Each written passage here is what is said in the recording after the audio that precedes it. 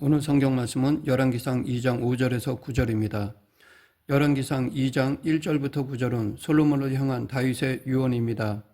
다윗은 솔로몬이 자신을 이어 왕위에 오르고 자신의 죽음이 임박하여 오자 솔로몬을 불러 유언하였습니다. 다윗이 솔로몬에게 남긴 유언의 내용은 크게 두 가지입니다. 첫째는 하나님께 대하여 행할 일에 관한 것입니다. 둘째는 사람에게 행할 일에 관한 것입니다. 이 시간 두 번째 내용의 유언 안에 담겨 있는 영적 교훈을 알아보겠습니다. 다윗은 솔로몬에게 수르야의 아들 요압 장군이 있는데 그 요압 장군을 어떻게 처리해야 되는가, 또한 길르앗의 바르실레의 아들들이 있는데 그들에게는 어떻게 대해야 하는가, 그리고 게라의 아들 시므이가 있는데 그 시므이에 대해서는 어떻게 행해야 되는가에 대해 구체적으로 이 사람에게는 이렇게 하고 저 사람에게는 저렇게 하라 하는 유언의 내용이 오늘 본문 가운데 기록되어 있습니다.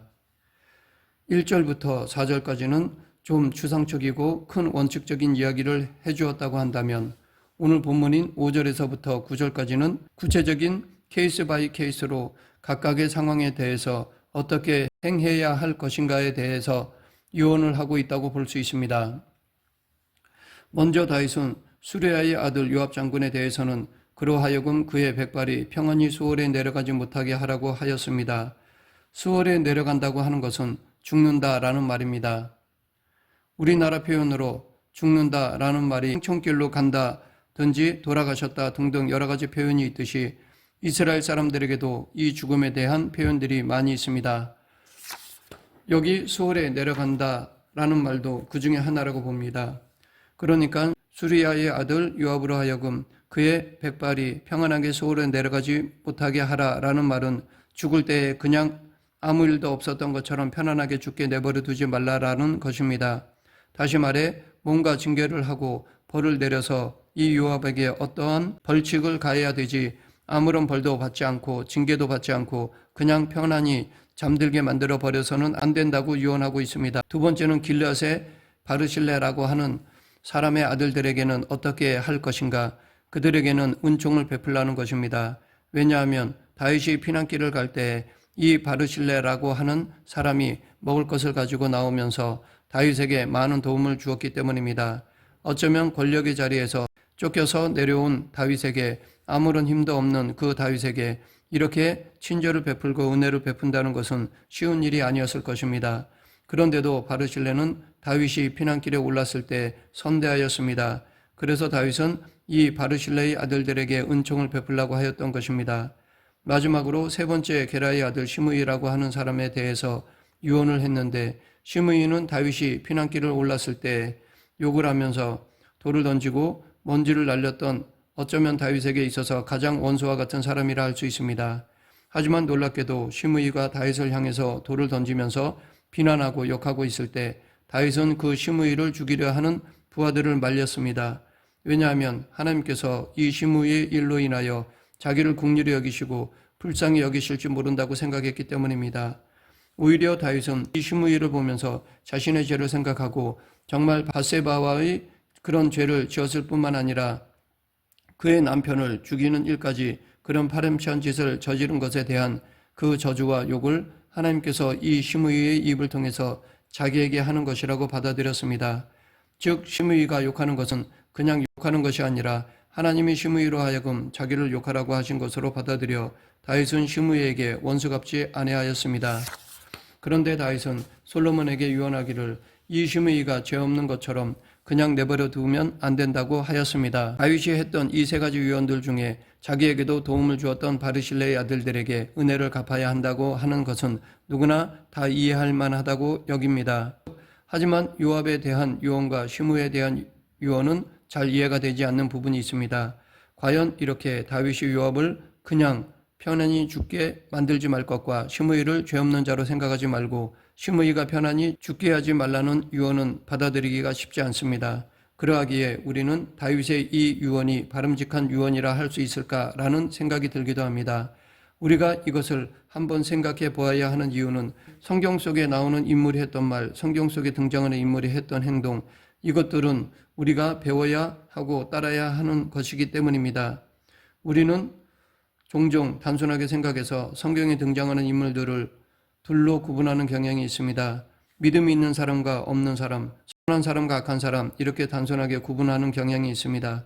그래서 다윗은 당연히 믿음이 있고 선한 사람입니다. 하지만 이렇게 너무나 단순화시켜 성경을 읽어서는 안 될 것입니다. 그 이유는 선한 사람이라고 항상 선하지만은 못하고 악한 사람이라고 항상 악하지만은 않기 때문입니다. 모든 사람에게는 나름대로 선한 부분과 악한 부분을 함께 가지고 있습니다. 그러하기에 모든 사람들에게는 좋은 면도 있고 나쁜 면도 있기에 함부로 그 사람을 선악으로 분류해서는 안 됩니다. 상황과 여건 때문에 항상 좋거나 항상 나쁘지만은 않습니다. 악인도 좋은 일을 할 때가 있고 선인도 나쁜 일을 할 때가 있고 의도적으로 나쁜 일을 할 수도 있지만 의도치 않게도 나쁜 일을 할 수가 있습니다. 혹은 실수로 나쁜 일을 할 수도 있습니다. 그러하기에 사람은 단순하지 않는 것입니다. 성경 속에 등장하는 인물들도 그렇습니다. 그래서 우리는 단순히 한 면만 보고 판단하지 말고 그 상황과 그 일을 한 배경을 살펴야 합니다. 한 예로 입다는 사사가 되어 전쟁에 나가기에 앞서 서운한 것으로 인해 자신의 딸을 번제로 드려야 했습니다. 그렇다면 그가 서운하고 그 서운을 실천하여 딸을 번제로 드리는 것이 옳은 것이었을까요? 혹은 사울 왕이 제비를 뽑아서 판단했는데 그것이 과연 좋은 일인가 나쁜 일인가? 우리가 이 모든 일들을 판단할 때 하나님의 뜻이 무엇인지를 살펴야 합니다. 성경에 명확하게 드러난 하나님의 뜻에 비추어서 판단해 보아야 할 것입니다. 또한 다윗이 아무리 하나님께 인정받은 사람이라 할지라도 여러 명의 아내를 둔 것에 대해 다윗이 했으니까 괜찮은 것이다 라고만 생각해서는 안 됩니다. 분명히 하나님께서는 왕이 여러 명의 첩을 두지 말라고 하셨기에 그 말씀을 어긴 것이기에 옳지 않은 일일 것입니다. 아무리 믿음이 좋은 성경 인물이 했다 하더라도 그것이 다 옳은 것은 아닙니다. 알고 보면 성경에 나오는 모든 사람들은 예수님을 제외하면 다 장점도 있고 단점도 있기 때문에 그 사람의 행동이 잘한 행동인지 못한 행동인지 우리가 따라 해도 되는지 따르지 말아야 될 행동인지에 대해서 진지하게 생각해 보아야 할 것입니다. 열왕기상 2장 1절에서부터 4절까지 다윗이 솔로몬에게 너는 하나님의 말씀을 잘 지켜라. 하나님의 말씀에 따라 순종하는 것이 형통하는 길이라고 유언했을 때 이것은 바른 유언이라고 생각합니다. 우리도 우리의 자손들에게 해야 할 유언이라고 생각합니다. 이 유언은 그 누구도 따라야 하고 해야 할 유언이라고 생각합니다. 또한 오늘 본문에서 바르실레에 대해 한 유언은 당연한 것으로 받아들일 수 있습니다. 하지만 요압에 대해서 그리고 시므에 대해서는 과연 어떤 차원에서 이해해야 할지 고민해야 할 것입니다. 무엇보다도 시므에 대한 다윗의 유언에 대해 우리는 혼란스러울 여지가 있을 것입니다. 왜냐하면 다윗은 예전에 시므이의 행동에 대해 용서해 줬기 때문입니다. 시므이가 욕할 때 자신의 부하들한테 가만 내둬라, 시므이를 죽이지 말라. 시므이가 욕하는 것은 하나님의 나를 저주하는 것이니까 하나님이 시킨 일이다, 가만 내둬라 라고 하면서 오히려 부하들에게 죽이지 못하게 했습니다. 그뿐 아니라 다윗이 예루살렘 성에 다시 돌아오는 가운데 시므이가 빨리 눈치를 채고 다윗 왕 앞에 엎드려 다윗 왕이시여 제가 잘못했습니다 라고 하였기 때문입니다. 이때도 내가 너를 심판하지 않겠다, 용서해 주겠다라고 하면서 너그럽게 용서를 해준 일이 있었습니다. 이렇게 우리는 다윗이 자신을 저주했던 이 시므이를 용서해 주는 모습을 보면서 그 모습을 본받아야 한다고 말하곤 합니다. 그리고 원수 갚는 것은 하나님께 있으니 우리도 다윗처럼 하나님께 맡겨 원수를 갚지 말라고 하곤 합니다. 그런데 죽음의 자리에서 이제 세상을 떠나기 전에 솔로몬을 향해 유언하기를 그 시므이를 그냥 내버려 두지 말고 반드시 처벌해서 그의 죄값을 치르게 하라고 유언하고 있습니다. 이런 다윗의 모습을 보면 혼란스러워집니다. 이것은 어쩌면 다윗이 사람들이 많은 곳에서는 위선적으로 마치 마음이 너그러운 것처럼 했지만 사람들이 없는 곳이나 자기 아들에게는 자기의 본심을 드러낸 것이라고 생각할 수도 있습니다. 하지만 과연 다윗의 이 유언이 정말 그런 것인가 그렇지 않은 것인가에 대해서 깊이 묵상해 보면서 다윗이 이중인격자였다거나 위선적인 행동을 하는 것이라고 생각하지 않았습니다. 왜냐하면 용서라고 하는 것이 무엇일까요? 과연 진정한 용서가 무엇인가에 대해서 생각해 본다면 용서라고 하는 것은 그냥 우리가 생각하는 것처럼 그리 간단한 것이 아니기 때문입니다. 용서가 무엇일까요? 어떤 사람이 잘못했거나 심각한 죄를 저질렀을 때 우리는 하나님의 은혜를 받은 사람이니까 다 용서하자고 말하곤 합니다. 그러나 그 사람의 죄 문제를 전혀 다루지 않는다고 한다면 그것은 진정한 용서라고 할 수 없습니다. 그러하기에 실제로 용서가 그렇게 간단하지만은 않습니다. 성경의 가르침도 이것에 대해 말하고 있습니다. 즉 용서는 하되 그 사람의 잘못에 대해서는 바로 잡아 주어야 한다는 것입니다. 우리가 용서한다는 것은 내가 그 사람을 향해서 악한 마음을 가지지 않는다고 하는 것, 미워하지 않는다고 하는 것을 의미하는 것입니다. 또한 용서한다는 것은 내가 그 사람이 행한 악대로 그 사람의 방식대로 똑같이 갚지 않는 것을 의미합니다. 하지만 그럼에도 불구하고 그냥 잘못하고 있음에도 불구하고 그냥 됐어, 신경 쓰지 말자, 이렇게 나쁜 일에 대해 그냥 내버려 두는 것은, 즉 방치하는 것은 진정한 용서가 아닙니다. 선을 베푼 자가 있다고 한다면 그 선에 대해서 갚아주는 것이 정의입니다. 바르실레가 다윗에게 선을 베풀었기 때문에 그 선을 행한 바르실레의 아들들의 은혜를 갚을 것을 이야기한 것과 마찬가지로 악을 행하는 자들이 있다고 한다면 그 악을 행하는 자를 내가 마음으로 용서하고 미워하지 않고 하나님의 심판에 맡긴 그런 마음의 태도를 가지는 것까지는 좋지만, 그럼에도 불구하고 악을 행한 것을 그냥 내버려 두고 방치하는 것은 정당하지 않을 수 있습니다.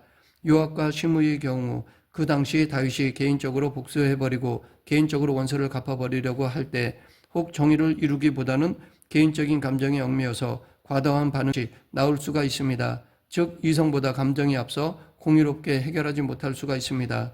그런데 이제 다윗은 죽음을 앞두고 자신의 왕위를 솔로몬에게 물려주면서 솔로몬으로 하여금 왕으로서의 해야 할 일을 알려주고자 하였던 것입니다. 왕이 해야 할 일 중에 하나는 선을 행한 자에게는 상을 베풀고 악을 행한 자에게는 악에 대한 보응을 철저하게 해주는 것입니다. 그러니까 다윗은 지금 개인적인 원수를 갚아달라고 하는 차원에서가 아니라 사실은 개인적인 차원과 왕의 차원이 뒤섞여 있어서 그래서 자신이 할 수 없었던 그 해결하지 못한 공의의 문제를 솔로몬에게 넘겨주고 솔로몬으로 하여금 공의를 바로 잡으라고 말하는 것입니다. 여기서 다윗이 말하는 왕의 역할이 무엇인가에 대해서 우리도 진지하게 생각해 보아야 할 것입니다. 그러나 우리는 너무나도 한쪽으로 치우치는 경향이 있습니다. 용서를 안 하면서 정말 미워하고 그러면서 그 사람에게 복수하려는 사람이 있는가 하면 정반대로 용서한다고 하면서 아무 징계도 이루어지지 않고 그 사람을 바로 잡는 것도 아니고 그 사람을 제대로 바른 길로 서게 만들어주는 것이 아니라 계속 죄를 짓고 있어도 그냥 방치하는 사람이 있습니다. 우리는 이 양극단에 빠져서는 안 됩니다.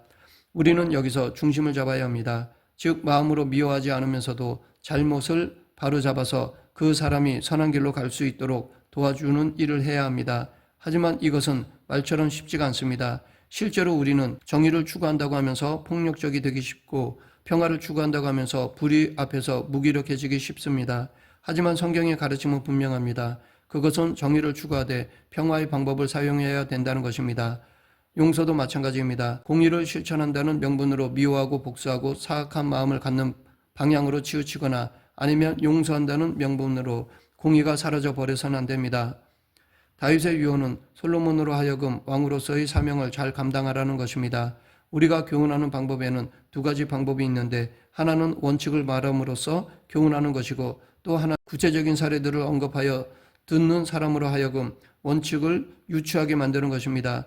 1절부터 4절에서의 왕의 역할은 하나님의 말씀에 순종하라는 큰 원칙을 말하는 것이라고 한다면, 두 번째 오늘 본문에서는 구체적으로 요압의 케이스는 이렇게 하고 바르실레의 케이스는 저렇게 하고 시므이의 케이스는 이렇게 하라고 하면서 이것을 통해 왕의 역할이 무엇인가를 가르치는 것입니다. 즉 왕의 역할은 하나님의 공의를 이 땅에 실천하도록 하는 것인데 그 역할을 후계자인 솔로몬에게 잘 감당하라고 구체적인 케이스를 들어가면서 다윗이 유언하는 것이라고 할 수 있습니다. 권력자가 악을 제거하지 못하면 결국 그 피해는 백성들에게 돌아가게 되어 있습니다. 그래서 그런 나라는 좋은 나라라고 말할 수 없습니다. 온갖 비리와 악한 일들이 일어나고 있는데도 처벌되지 않고 잘 살아가는 사람들이 있는 사회는 절망만 있을 뿐입니다.